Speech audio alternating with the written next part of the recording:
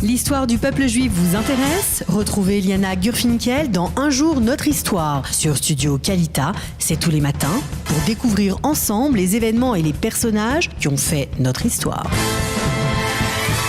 Alors en attendant de retrouver notre invité Jehan Berman dans l'une des localités du pourtour de la bande de Gaza, nous sommes avec vous Eliana pour nous rappeler d'une certaine manière peut-être que le terrorisme qui frappe aujourd'hui le pourtour de la bande de Gaza et les habitants de ces localités, eh bien c'est pas un terrorisme qui date d'hier et déjà vous nous rappelez un attentat qui s'est produit au début des années 90. De quoi s'agit-il ? On va dire plutôt que c'était un attentat qui voulait se produire au début des années 90. Alors à la date d'aujourd'hui, au 30 mai 2018, eh bien, on a une opération de la marine israélienne qui s'appelle Afkat Drachim, poussière des chemins. Et en fait, c'est l'intelligence de la marine israélienne qui va trouver le moyen d'arrêter des vedettes armées qui sont en train de se rapprocher en fait de la côte israélienne dans le but d'attaquer des Israéliens, entre autres sur la plage à Tel Aviv. Alors, il faut rappeler qu'en 90, Yasser Arafat à l'époque était à Tunis. Il organise donc, il y a la première intifada qui s'est à peu près terminée à ce moment-là, mais le Front de libération donc palestinien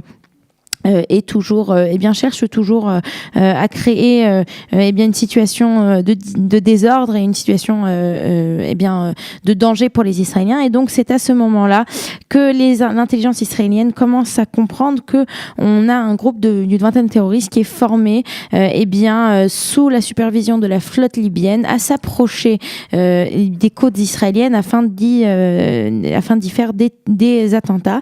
Et c'est ainsi que c'est une opération qui est complètement secrète du côté palestinien. On sait par exemple que les terroristes qui vont monter sur ces bateaux ne vont pas savoir jusqu'à la dernière minute qu'ils sont en route pour une mission. Et puis ils décident, on décide de faire une attaque vitrine afin de parler encore plus, de sensibiliser encore plus le monde aux problèmes palestiniens. Et puis cette attaque en fait sera faite au moment de la fête de Shavuot. C'est la fête de Shavuot 1990.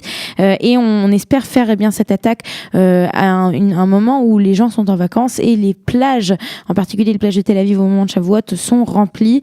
Beaucoup de baigneurs seront présents afin de maximiser, on va dire ça comme ça, l'attaque. Les renseignements maritimes, eux, comprennent rapidement ce qui va se passer. Donc c'est un certain nombre de bateaux d'attaque rapide qui vont arriver et faire ces attentats. Et c'est ainsi que l'intelligence israélienne va envoyer la marine. La marine, elle, va arrêter ces bateaux et c'est ainsi qu'on va empêcher un terrible massacre sur les côtes de Tel Aviv. Il faut dire quand même qu'il y aura des morts, mais ce ne seront que des morts du côté palestinien puisque nous allons avoir un certain nombre de terroristes, 4 terroristes qui vont être tués et 12 qui vont être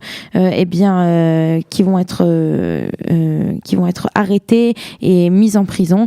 Ces terroristes seront plus tard libérés lors d'un échange de terroristes. Alors je rappelle juste que donc ces terroristes vont partir de Tripoli, donc en Libye, vont continuer et vont arriver jusqu'à Tel Aviv. À Tel Aviv, un certain nombre d'entre eux vont être interceptés, tandis que le reste, eux, vont repartir en arrière. Voilà. Donc c'est cet attentat. On va dire que l'intelligence et la technologie palestinienne va être mise dans ces 70 dernières années à contribution pour essayer à chaque fois de faire des attentats d'un nouvel ordre contre Israël. Vous aimez l'histoire juive ? Retrouvez Liana Gurfinkel dans Un jour notre histoire sur Studio Kalita. C'est tous les matins pour découvrir ensemble les événements et les personnages qui ont fait notre histoire.